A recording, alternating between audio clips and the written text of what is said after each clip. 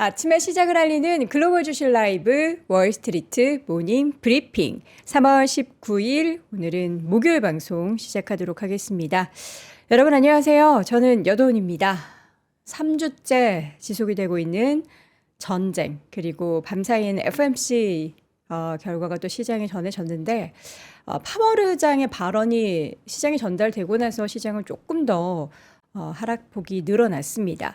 그러니까 주요 내용들 중에서는 이 인플레이션에 대한 우려감을 내비치면서 매파적인 스탠스를 취한 것도 그런데 지금 상황에서 이제 파월 의장의 임기가 얼마 남지 않은 가운데 계속 이제 법적 다툼이라고 해야 되나요?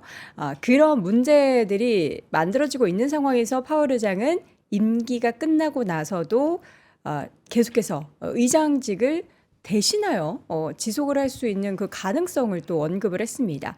그래서 시장에서는 이제 곧 이제 5월 지나고 나면은 의장 바뀌고 하니까 또 트럼프 사람이 지금 들어오게 되면은 금리 인하 하지 않겠어라는 기대감에 찬물을 확 끼얹는 그런 상황이 연출이 됐습니다.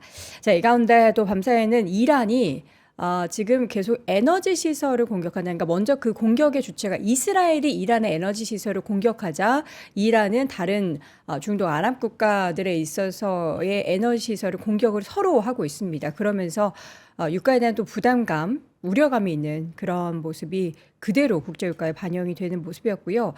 지금 데이터로 봤을 때는 일단 WTI 기준으로는 거의 100달러 가까이 99달러를 넘어서면서 100달러 가까이 치솟는 모습이고 또 이따가 우리가 또 지난주였죠.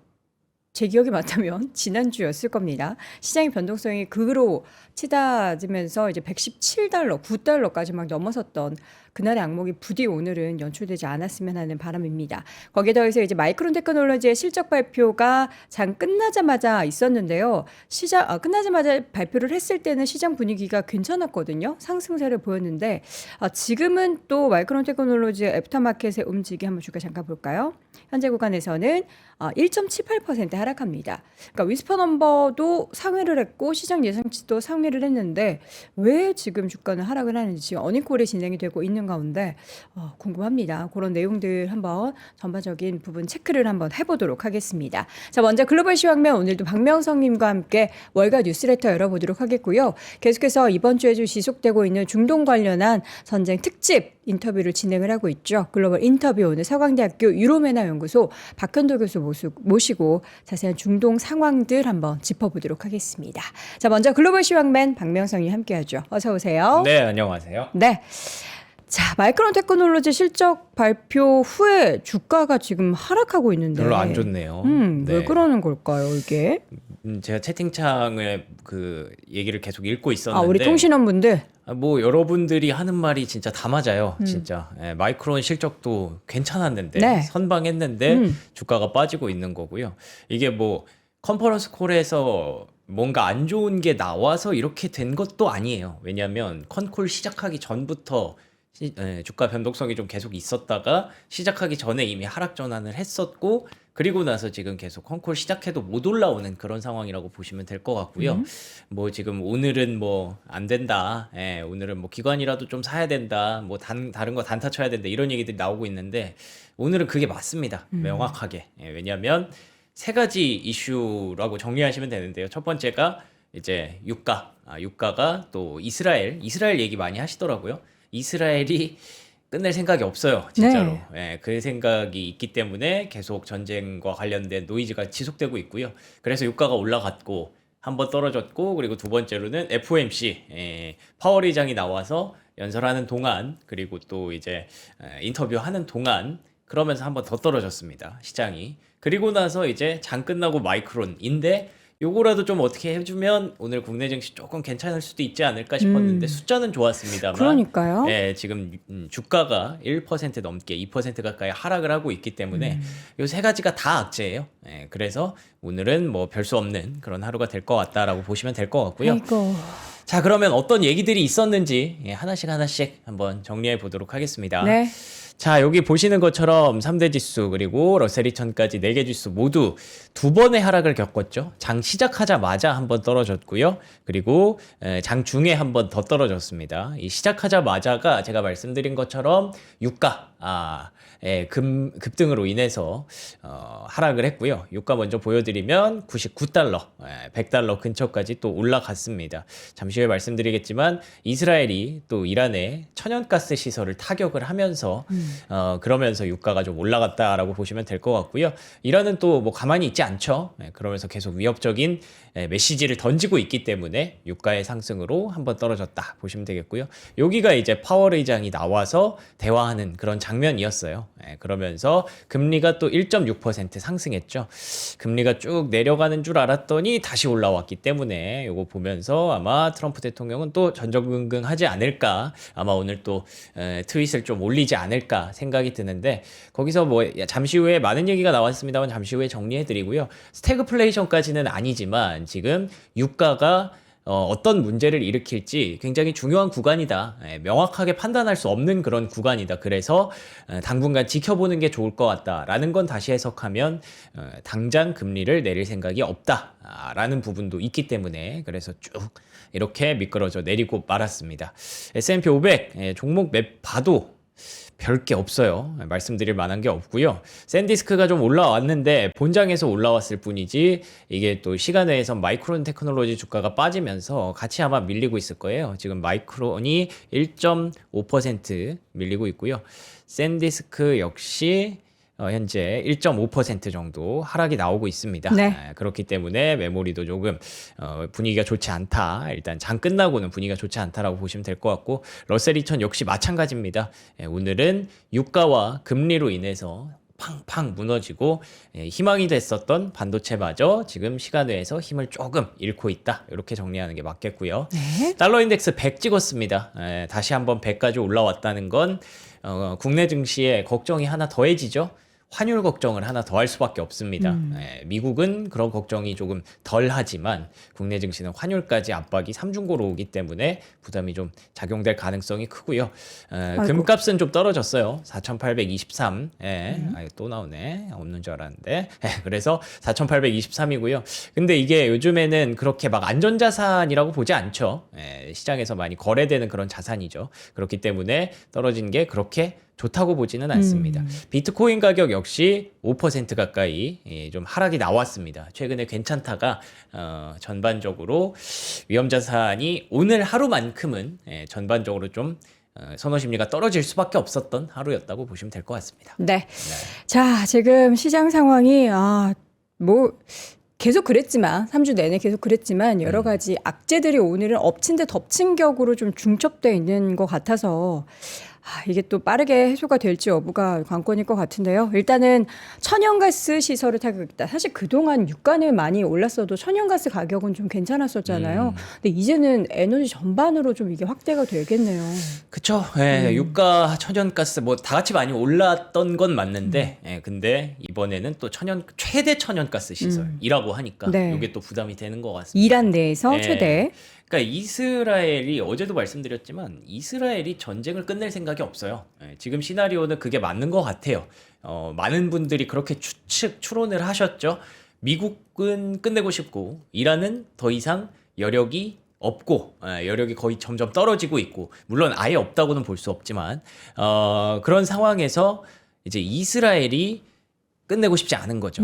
그래서 계속 미국이 끝내려고 자꾸 시간을 얘기를 하고 하니까 그러면 조금만 벌어 주십시오라는 게 있었던 것 같고, 그 사이에 미국은 그래서 오케이 알겠어 라고 대답을 한 후에 중국과의 시간을 또 연기를 했던 것 같고, 그리고 나서 이제 이스라엘이 얼마 남지 않았다, 우리가 할 수 있는 모든 걸 하자라고 해서 지금 쏟아붓고 있는 그런 분위기로 좀 보여집니다.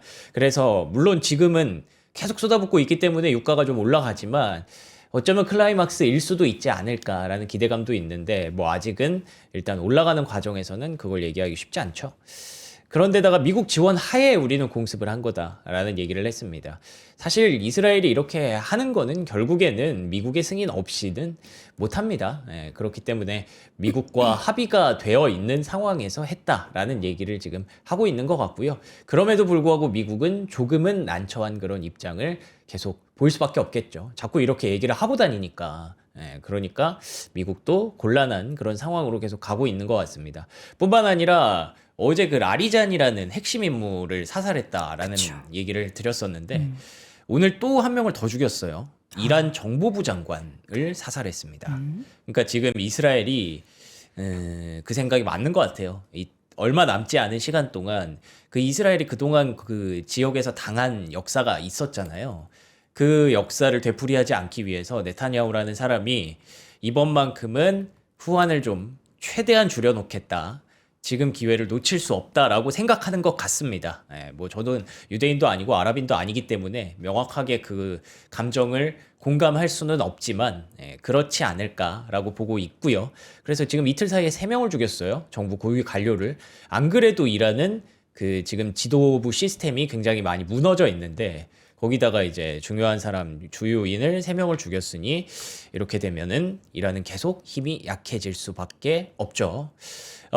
그러니까 이란은 이제 가만히 있지 않습니다. 사우디아라비아, 아랍에미리트, 카타르에 대한 원유 시설을 위협을 합니다. 근데 이게 조금 이 느낌이 다르죠. 그러니까 전쟁 초기에는 이란이 위협하고 말고 할 게 아니라 그냥 다 갖다 박았어요. 계속. 드론이라든지 미사일이라든지. 근데 지금은 약간 이렇게 새로운 방식으로 우리 긴장을 고조시킬 거야 라는 경고 메시지를 던질 뿐이지 이란이 이렇게 막 바로 계속 때리지는 않습니다. 이런 것들을 추론을 했을 때 이란이 조금 여력이 없구나, 점점 떨어지고 있구나 라는 추론은 가능하기는 한데 어쨌든 뭐 이스라엘이 끝낼 생각이 없기 때문에 이 두 나라의 이야기는 계속 나올 수밖에 없는 그런 상황이고요. 네.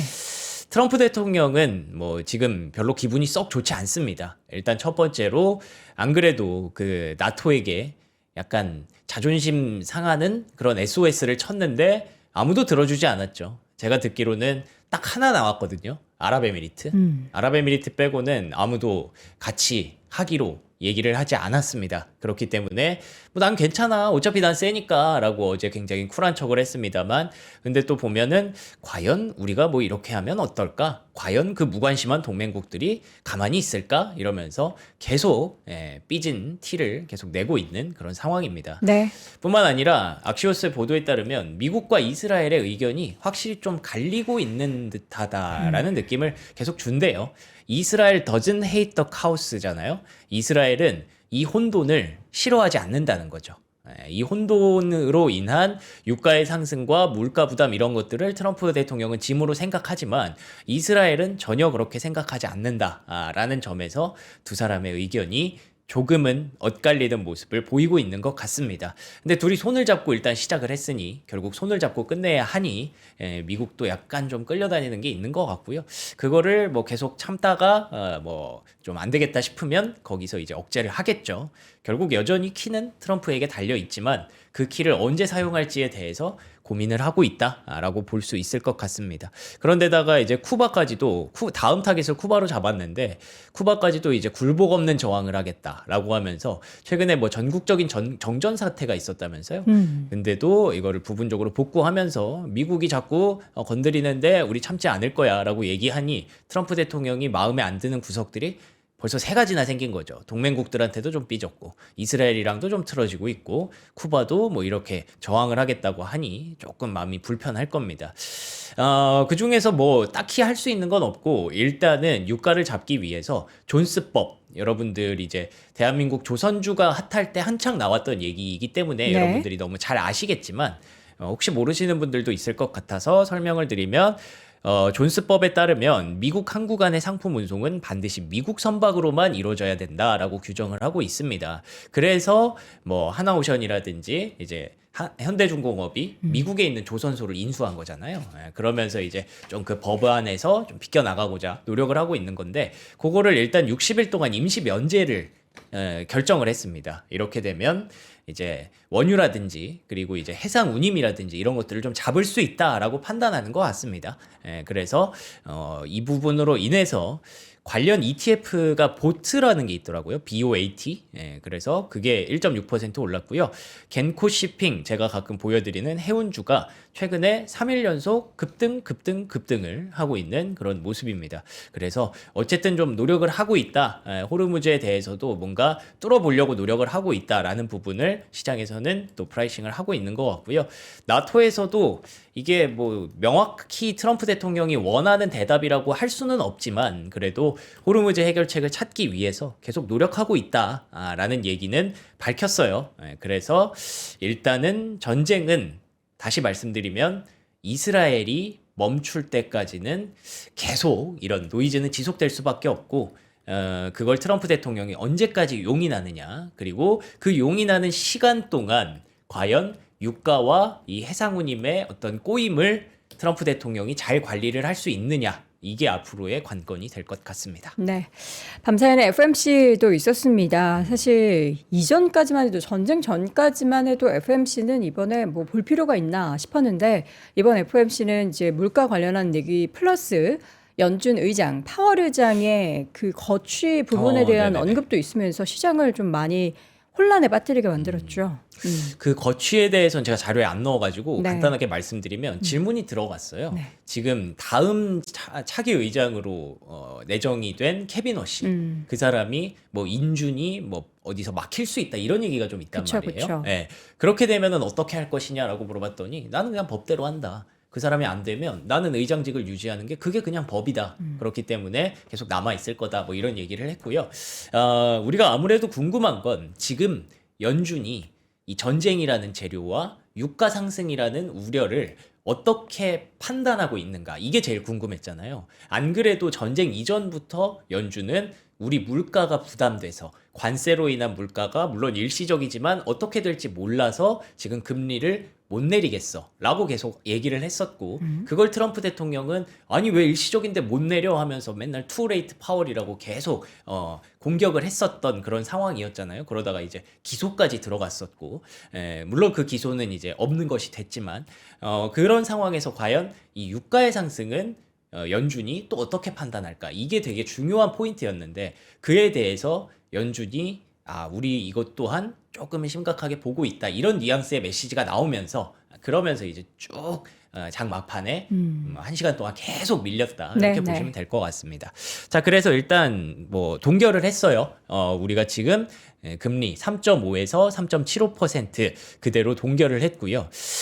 근데 여기 보시면은 uncertain impact from Iran war 이란 전쟁에 대해서 불확실한 영향을 언급을 했다라는 부분이 시장에서는 또 부담이 됐던 거죠. 일단 점도표가 공개가 됐는데요. 여기서는 마음을 좀 놓을 수가 있었습니다. 왜냐하면 지금 현재가 3.5에서 3.75 이 초록색이죠. 현재가 이거고 올해잖아요. 2026년이 이제 3월이니까 앞으로 9개월 정도가 남았는데 그 9개월 동안 한 단계는 내려야지라고 얘기하는 연준 위원들이 7명 정도 있었다고 보시면 됩니다. 그리고 2명은 2단계까지 내려도 돼. 그리고 또 2명은 3단계. 그리고 1명, 이 사람은 뭐 누군지 아시겠죠? 마이런 이사입니다. 그 사람은 더 내려야 돼. 지금 2.5까지 내려야 돼. 라고 1%는 내려야 돼. 라고 얘기를 하고 있는 건데 어쨌든 대다수의 위원들이 지금 이 정도면 한 번 정도는 내려도 되지 않을까라고 전망을 하고 있다는 점에서 생각보다 전쟁 리스크, 유가 리스크를 크게 프라이싱하지 않을 수도 있겠구나라는 부분도 염두에 둘 수가 있었습니다. 다만 이 롱거런 장기 관점에서는 조금 이게 계속 멈춰 있죠. 이게 장기적으로도 조금씩 내려가줘야 우리가 그래도 앞으로 금리는 내려가네라고 계산을 할 수 있는 건데 내년도 그렇고 27년도, 28년도 그렇고 롱거런 장기 관점에서도 크게 내려갈 것 같지 않잖아요. 이거는 이제 시장에 부담이 되는데라고 생각을 하고 있었죠. 그리고 나서 발표됐던 데이터를 보니까 다른 건 괜찮았어요. 보시면은 이게 디셈버 프로젝션 그러니까 12월에 전망했던 게 저번 FOMC 때 전망했던 게 아랫줄이고요. 위에가 이번에 전망하는 거거든요. GDP 보시면 12월에 전망했던 것보다 올해 GDP 성장률을 높게 봤습니다. 미국의 경기는 여전히 괜찮다라고 보는 거죠. 그리고 실업률에 대해서는 거의 변동이 없었고 내년이 한 0.1% 정도 높아질 것이다라고 봤는데 여기 이 PCE가 문제입니다. 12월에는 올해 PC 물가 전망을 2.4로 봤는데 2.7까지 높인 거예요. 이거는 3개월 만에 이렇게 높아진 거는 다 그거죠. 전쟁 때문이죠. 예, 그렇게 보고 있다고 볼 수가 있겠고요. 코어 PC 역시 2.5까지 높였기 때문에 이 부분들이 도대체 어떤 얘기를 할까에 대한 부담이 좀 있었습니다. 그런데 이제 그 성명문을 보니까 최근에 들어간 빨강색이잖아요. 최근에 이제 좀 그 변화가 언임플로이먼트, 있었던. 실업률이 약간 변화가 있었다. 실업률에 대해서 언급을 했고요. 그리고 아래가 이제 이 전쟁 얘기가 바로 들어갔습니다. 미들이스트, 그러니까 중동에서의 전쟁으로 인해서 그 불확실성을 우리가 좀 반영을 해야 된다. 그러니까 이게 두 가지죠. 우리가 고용을 걱정을 하고 있어. 고용에 대해서 약간 좀 변화가 있는 것에 대해서 계속 유심히 보고 있어. 근데 중동 이슈 때문에 물가가 또 신경 쓰여. 이렇게 두 가지를 언급을 했습니다. 그래서 파월 의장이 나와서 이런 궁금증들을 안고 있던 기자들이 질문을 엄청 던졌는데요. 일단 뭐 미국 경제는 알다시피 잘 돌아가고 있다. GDP 성장률에 대해서는 변화가 없었잖아요. 근데 이번 사태의 영향이 어떨지 솔직히 모르겠다. 여기 보시면 경제 영향이 클 수도 있고 작을 수도 있고 훨씬 작을 수도 있고 훨씬 클 수도 있고 모른다는 거죠. 네, 맞아요. 그래서 단기적으로 에너지 가격 상승이 인플레이션을 끌어올리겠지만 이게 지속 기간은 명확하게 알 수 없다라는 부분을 계속 얘기했습니다. 이건 어떻게 보면 좀 긍정적이라고도 볼 수 있죠. 이 유가가 지금 당장은 높아져 있지만 어쩌면 조금 내려가면 금방 또 물가의 우려는 덮일 수도 있어라고 보는 걸 수도 있으니까. 저분은 이제 지난 러우 전쟁을 경험을 했잖아요. 맞아요. 그때 일시적이라는 단어를 써서 굉장히 호되게 시장에 크게 영향을 미쳤던 그 사례가 본인이 있기 때문에 네. 이번 사태에서는 발언을 정말 극도로 아끼는 모습이 보였습니다. 그래서 저는 그니까요. 솔직히 조금 그 부분은 실망스러웠어요. 어쨌든 그분들은 그런 것만 계속 분석하고 보는 분들이잖아요. 근데 시장한테 어떤 뭔가 방향성을 제시해 준다던가 하는 게 그들의 역할 아닌가 싶은데 거기서는 조금 아쉬웠습니다. 이게 파월이 몇 년 동안 지켜왔던 그 스탠스 특징이죠. 예, 본인은 보고 대응하겠다. 네. 언제나 그런 얘기를 좀 했으니까 데이터 디펜던트라는 얘기를 했으니까 그래서 지금은 일단 금리를 내려놨기 때문에 지금 있는 곳이 바로 우리가 있어야 할 올바른 곳이다라는 건 지금은 동결을 하는 게 맞다. 상황을 지켜보는 게 맞다라는 입장이고 그래서 이걸 다시 해석하면 당분간은 금리 인하를 하지 않겠다라고 해석할 수 있겠죠. 근데 파월 의장의 임기가 얼마 안 남았는데 당분간이니까 어쩌면 이제 금리 인하는 파월 의장 임기 내에는 거의 없다라고 보시면 될 것 같습니다. 근데 본인의 어떤 원칙은 분명히 있어요. 뭐 일시적이다라는 얘기를 하지 않았지만 저는 거의 했다고 봅니다. 왜 그러냐면 인플레이션이라고 우리가 부르는 건 지속적인 가격 상승이 있어야 된다. 일회성 상승이 아니어야 된다. 근데 지금 유가는 단기적으로 급격하게 올랐잖아요. 그렇죠. 예, 그렇기 때문에 이론적으로 봤을 땐 관세도 일회성이고 이 전쟁도 일회성이다. 그렇기 때문에 내가 배운 기준에서는 이거는 인플레이션이 금리를 못 올릴 정도는 아니다. 다만 전쟁이 얼마나 갈지 모르니까 그게 좀 고민된다라는 부분들을 얘기했고요. 그래서 어쨌든 뭐 이건 인플레이션이라고 아직까지 얘기하기 어렵지만 만약에 이게 진정되지 않으면 금리 인하 못하는 것도 여러분들이 이해를 해달라. 에너지 문제를 가볍게 여겨서는 안 된다. 이런 부분들이 시장에 어쨌든 그래 당분간 금리 인하 없구나 그러면 기대했던 거 쭉 이렇게 빼버릴 수밖에 없는 그런 상황이었습니다. 그나마 다행인 건 스태그플레이션에 대한 질문이 들어갔거든요. 아니 이렇게 되면은 이제 물가도 올라가고 경기도 안 좋은데 어떻게 되는 거냐. 아니 내가 말했지 않느냐. 경기는 지금 괜찮다. 그리고 물가 올라가는 건 인플레이션의 지속성 여부를 봐야 된다라고 얘기를 하면서 스태그플레이션은 여러분 제가 70년대에 봤는데 뭐 실업률이 한 두 자릿수는 나와야 되고 그 정도 돼야 스태그플레이션이라고 얘기하는 겁니다. 그렇게까지는 확대 해석하실 필요가 없어요. 라고 하면서 시장을 좀 안심시키는 그런 모습도 있었고요.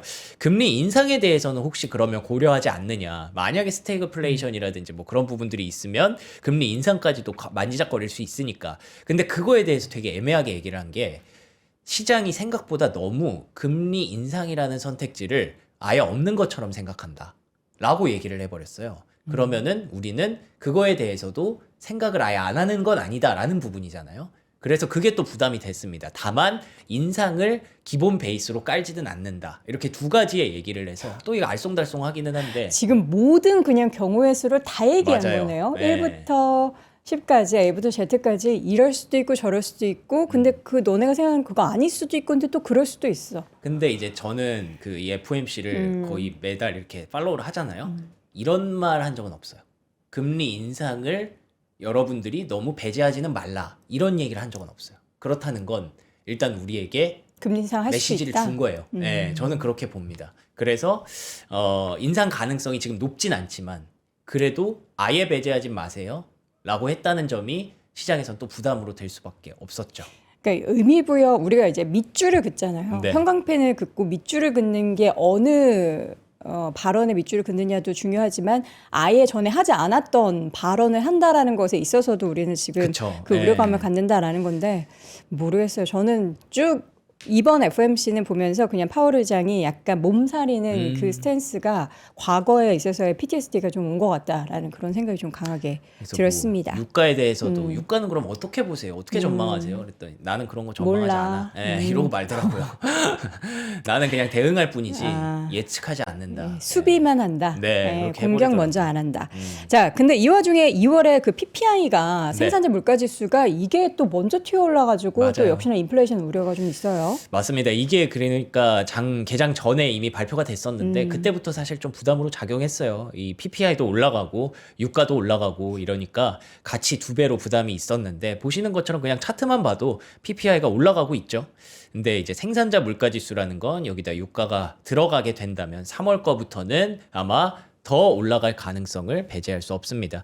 예상치보다 다 올랐어요. 월간 기준으로도 0.3이었는데 0.7이 나왔고요.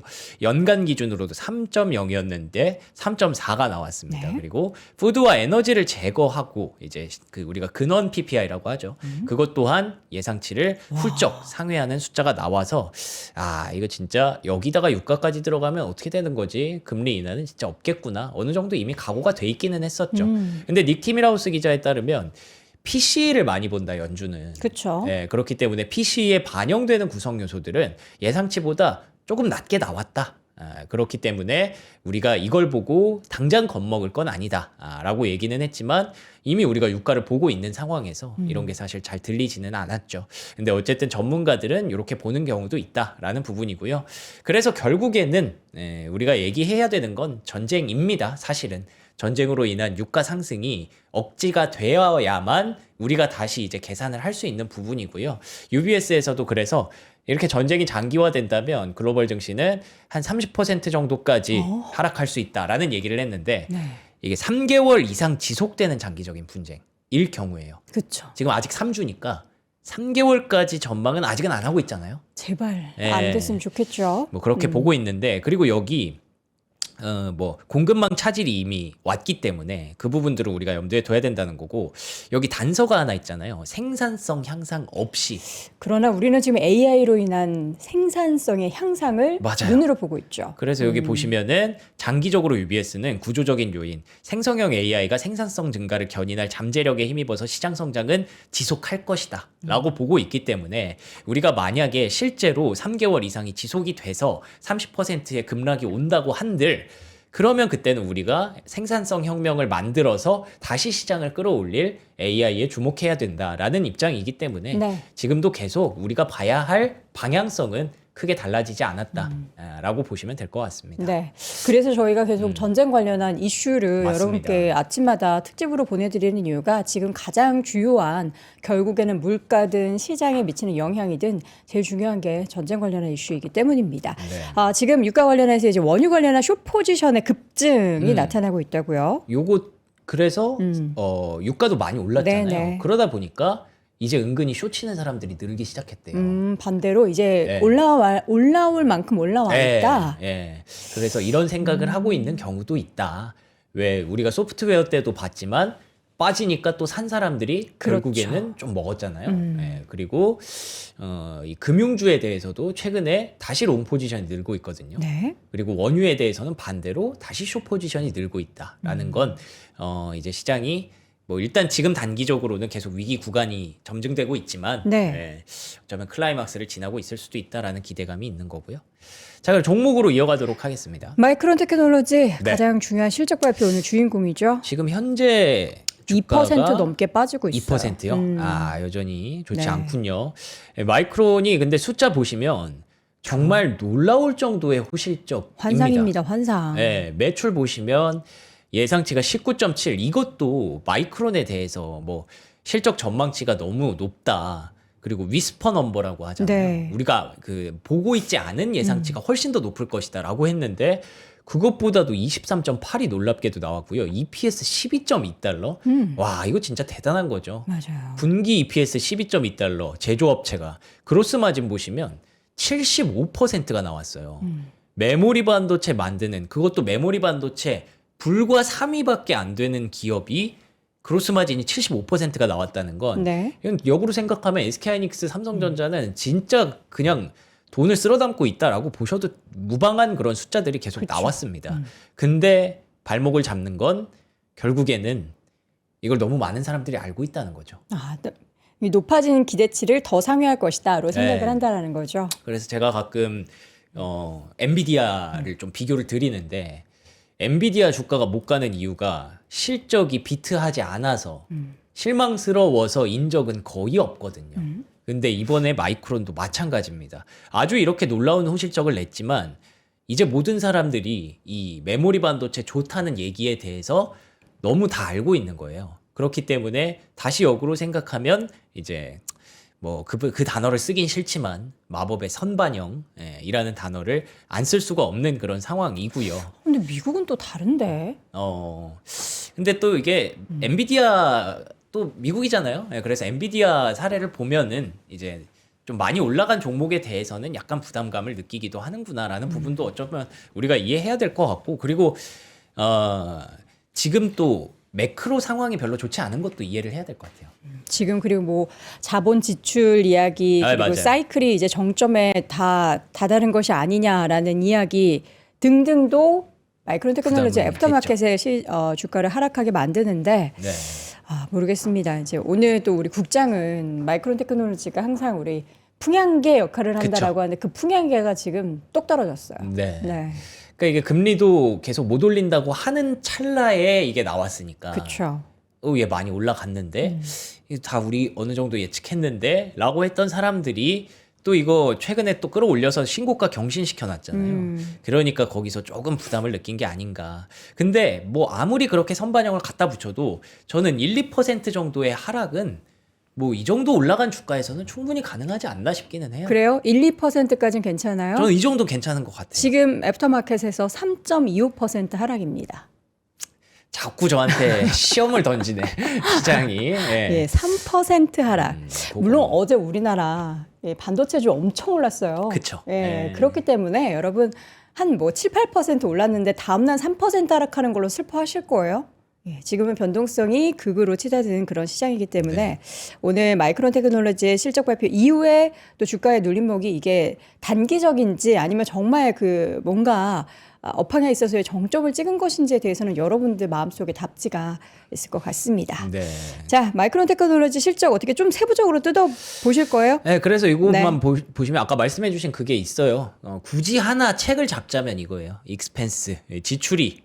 빨간불. 예, 지출이 조금 늘어날 수 있다라는 부분들이 책을 잡는 건데 근데 그만큼 지금 캐시플로우 이만큼 벌었는데 이 정도 쓰는 거 가지고 책 잡을 일은 저는 아니라고 생각해서 이 실적이 절대 나빴다고 할 수 없다. 주가만 보고 주가는 솔직히 요즘 표현하면 약간 억가가 있다라고 보여지고요.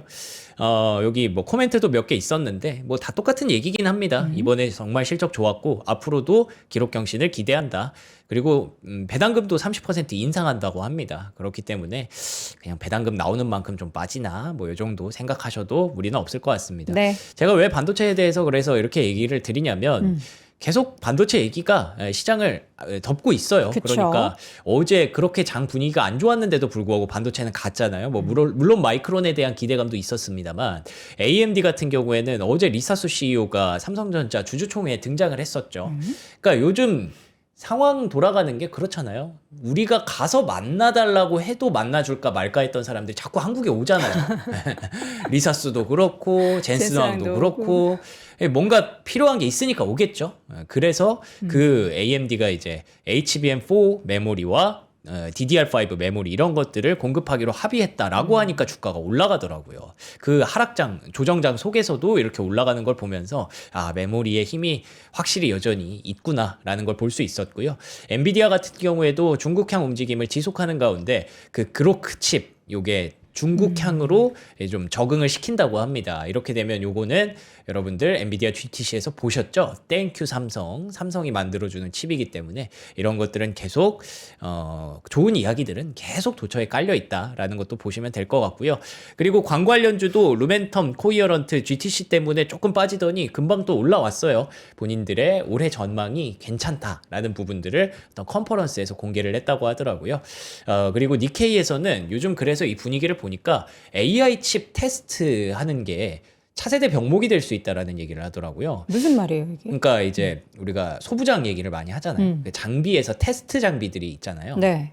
근데 그게 과거에 그냥 메모리 칩은 금방금방 테스트가 됐지만 AI 칩을 테스트할 때는 오래 걸린다? 시간이 오래 걸린다는 거예요. 그래서 뭐 장비를 거기서 더 사야 되나?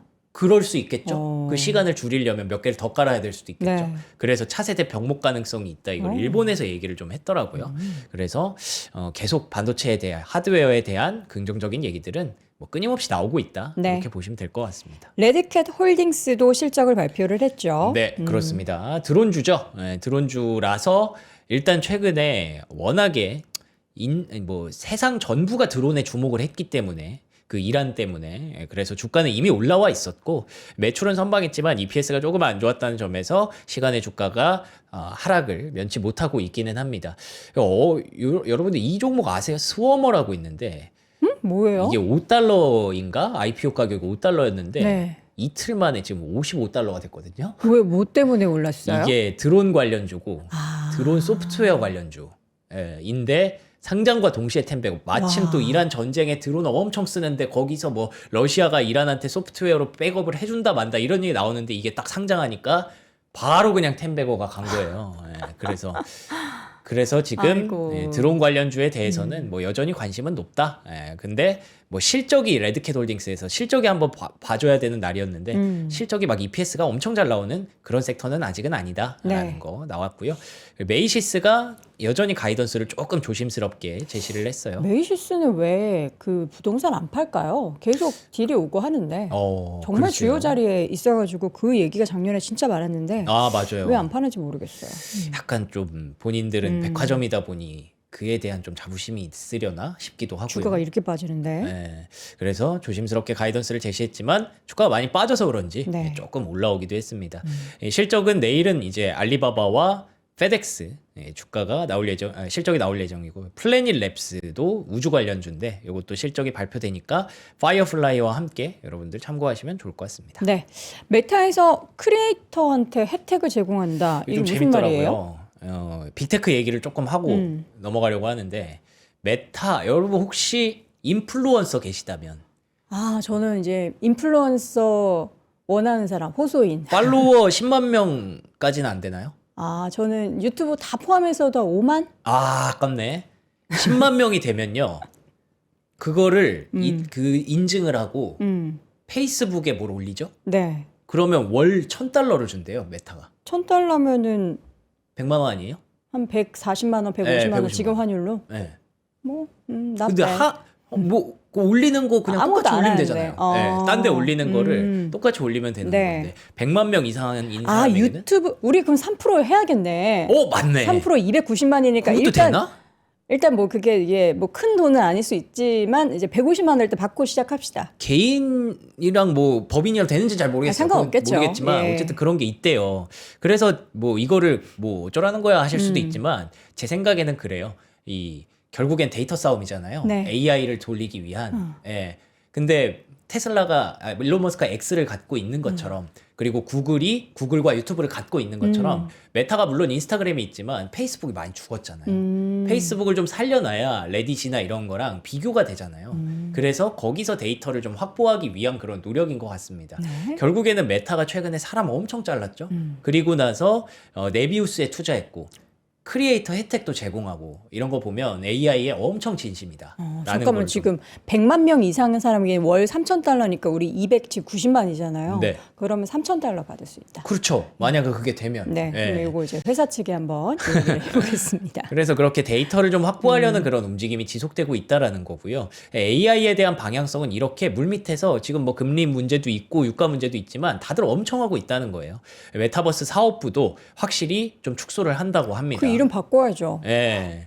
그래서 이 호라이존 월드라는 뭐 의미 없는 서비스를 계속 운영하고 있었대요. 그걸 아예 셧다운, 없애버린다라고 하면서 메타가 주가를 끌어올리기 위한 작업을 계속 AI에 포커스를 맞춰서 하고 네. 있다라는 걸 주목해야 될 것 같고요. 실제로 최근에 그 AI에 대한 경쟁이 치열해지는 가운데 엔트로픽에 대한 선택지가 점점 더 기업들 안에서 그러니까 개인들은 오픈 AI, 챗GPT 많이 쓰지만 기업들은 엔트로픽의 클로드를 많이 쓰고 있으면서 계속 오픈 AI한테 압박이 걸리는 거죠. 그러면서 또 마이크로소프트는 오픈 AI와 AWS가 계약을 한 걸 두고 소송을 검토한다고 합니다. 이거 계약해가지고 사실은 정부에다가 밀어넣으려고 오픈 AI가 한 거거든요. 최근에 정부랑 엔트로픽이랑 싸워서. 근데 그걸 두고 마이크로소프트가 또 자기들이 좀 배가 아팠는지 소송을 검토한다. 그러니까 빅테크들은 지금 AI의 주도권을 확보하기 위해서 완전 돈을 그냥 다 때려박고 있는 거예요. 메타도 그렇고 마이크로소프트도 그렇고 오픈 AI도 그렇고 그런 과정에서 이제 로빈후드 소셜이라는 이런 SNS도 나왔대요. 로빈후드가 그냥 거래소잖아요. 근데 이런 SNS를 개발해서 여기에서 또 뭔가를 하겠죠. 데이터를 확보하기 위한 그런 움직임들을 계속 하고 있고, 그리고 코인베이스도 결제 체제인데 AI 결제를 하기 위해서, 왜 요즘 비트코인 보시는 분들이 AI 결제 시대에 스테이블 코인이 최고다라는 얘기를 많이 하시더라고요. 근데 코인베이스가 그걸 또 노려서 클라우드 플레어랑 협력을 한다라는 점에서, 클라우드 플레어가 최근에 소프트웨어 문제 때문에 많이 빠졌지만 어느새 여기까지 이만큼 올라왔습니다. 6.6% 간밤에 또 급등을 했고요. 그래서 우리가 알게 모르게 이런 AI와 관련된 데이터 확보에 대한 움직임은 계속 지속되고 있다라는 네. 점을 말씀드리고 싶었습니다. 네. 지금 AI 관련한 뉴스들이 되게 많은데 네. 간략하게 쭉 한번 브리핑을 들어볼까요? 네. 그래서 그 와중에 뭐 젠슨왕은 오픈클로가 뭐 차세대 챗GPT가 될 것이다라는 얘기를 했는데, 이거는 사실 미장에 큰 영향은 없었고요. 네네. 요즘 중국에서 이게 핫하다고 하더라고요. 오픈클로가? 네. 오. 그래서 미니맥스라는 종목이 이렇게 올라왔다라는 거고. 네. 그리고 요거 하나만 말씀드리면, 시티그룹에서 넷플릭스를 되게 좋게 보더라고요. 왜요? 요즘 많이 안 봤잖아요, 넷플릭스가. 근데 여러분들 이번 주말에 되게 주목할 이벤트가 있지 않습니까? BTS. 네, 그 라이브로 넷플릭스가 중계하잖아요. 이거 로딩이 될까? 저는 몰라요. 정말 전 세계에서 다 100% 볼 끊어질 것 텐데. 같은데. 예. 어. 근데 그것 때문에 좋다라는 건 아니고요. 예, 보시면은 실적이 좋아질 것이다. 영업이익률이 네네. 예상보다 좋아질 것이다가 첫 번째였고, 두 번째가 그 가격 인상을 또 한대요. 미국에서부터. 그럼 또 우리나라도 가격 인상을 하겠죠. 예. 제일 싼 게 지금 5,000원대잖아요. 네네. 그렇죠. 그 뭐 높은 프리미엄을 좀 인상하든지 아니면 그 5,000원을 인상하든지 하겠죠. 그리고 세 번째는 M&A가 없었기 때문에 이번에 부러졌잖아요. 결국 파라마운트가 가져가게 됐기 때문에 자사주 매입을 할 수도 있다는 거예요. 네네. 예, 그래서 요 세 가지를 봤을 때 네. 굉장히 좀 긍정적이다라고 했는데, 광고 수익에 대한 위험 요소도 있기 때문에 뭐 BTS라든지 이런 라이브 쇼가 잘 되면 넷플릭스가 아마 긍정적인 모습을 보여줄 것이다라는 전망이 나왔습니다. 이번 BTS 관련한 라이브 광고비가 과연 단가 얼마였는지 너무 궁금하네요. 그러게요. 예, 이번 주 토요일 여러분 광화문 가시는 분도 계시지만 뭐 안 가시는 분들은 집에서 편안하게 BTS의 콘서트 새로운 곡 발표 한번 지켜보시면 좋을 것 같습니다. 우리나라에도 하이브 투자하시는 분들 엄청 기대를 하실 텐데 말이죠. 자, 오늘은요 여러분 배도 채워야죠. 이쯤 했으면 이제 배 한번 채워야 되는데, 그래서 삼원가든, 여기 또 갈비 너무 맛있는 거 다들 알고 계실까요? 삼원가든의 대표 상품 중에서 이제 LA 갈비를 집에서 즐기실 수 있도록 저희가 준비했습니다. 명선이 일단 맛있게 드시고 계시고요. 이 제품이 2+1으로 5만 원대에 준비를 했는데요. 500g짜리, 그러니까 500g은 보통 2인분 기준으로 저희가 준비했습니다. 총 3팩, 1인분에 만 원도 안 하는 9,600원 꼴입니다. 국내산 배 또 이제 갈비에는 배가 들어가야죠. 국내산 배와 마늘로 만든 삼원가든의 특제 비법 양념으로 만들어졌고요. 미쉐린이 선택한 삼원가든, 그곳의 또 대표적인 메뉴 중에 LA 갈비. 여기는 사실 삼원가든은 무슨 날일 때 가시는 분들도 많잖아요. 저도 먹어볼게요, 여러분. 너무 허기 져요, 요새. 그리고 좀 이따가 또 중동 관련해서 인터뷰하려면 배 채워야 합니다. 밥도 챙겨주셨네. 가끔 이런 거 이렇게 완제품으로 사면은 저는 갈비는 가끔 너무 달더라고요. 근데 이거는 안 다네요. 이 정도 달콤함 괜찮잖아요. 아예 안 달진 않아요, 여러분. 갈비는 기본적으로 단맛이 깔려 있는데 그렇죠? 너무 단맛만 있으면 또 그 먹기 그렇잖아요. 좋아요. 이거 애들이 딱 좋아할 만한 간간한 그런 맛이다. 한번가든 지금 저한테 한 5점 더 남았는데 이거 끝나고 먹도록 하겠습니다. 명선이 계속 드시고요. 아유, 고맙습니다. 그리고 이어서 죄송해요, 여러분. 제가 입에 음식을 머금고 말을 해서 쿠쿠에서 나오는 무선 청소기, 최근에 이제 봄 돌아오고 이제 문 열고 하면은 청소기 되게 자주 돌려야 돼요. 그럴 때는 물론 뭐 비싸고 좋은 것도 좋지만 저렴한 가격에 성능 좋은 제품 최고입니다. 24만 원대로 가지고 왔고요. 이 제품 같은 경우에는 스마트 먼지 감지 센서가 있대요. 그래서 배터리를 더 오래 쓸 수 있게 해주는, 여기도 또 AI 기술이 들어갔네요. 엣지 듀얼 롤러 브러쉬. 듀얼이라는 건 뭐죠? 양쪽에 다 롤러가 있다는 겁니다. 그래서 모서리까지 깔끔하게 청소가 되고요. 대용량 배터리 적용해서 최대 한 번 충전해서 45분까지. 그럼 웬만한 이제 집 청소 한 번에 다 할 수 있습니다. 그런 제품을 저희가 24만 원대 준비했으니까요. 여러분 무선 청소기 필요하셨던 분들 함께 하시면 좋을 것 같습니다. 자, 지금까지 글로벌 시황맨 박매영 선이 함께 했고요. 저희는 잠시 후에 박현도 교수님과 함께 돌아오겠습니다. 고맙습니다. 고맙습니다.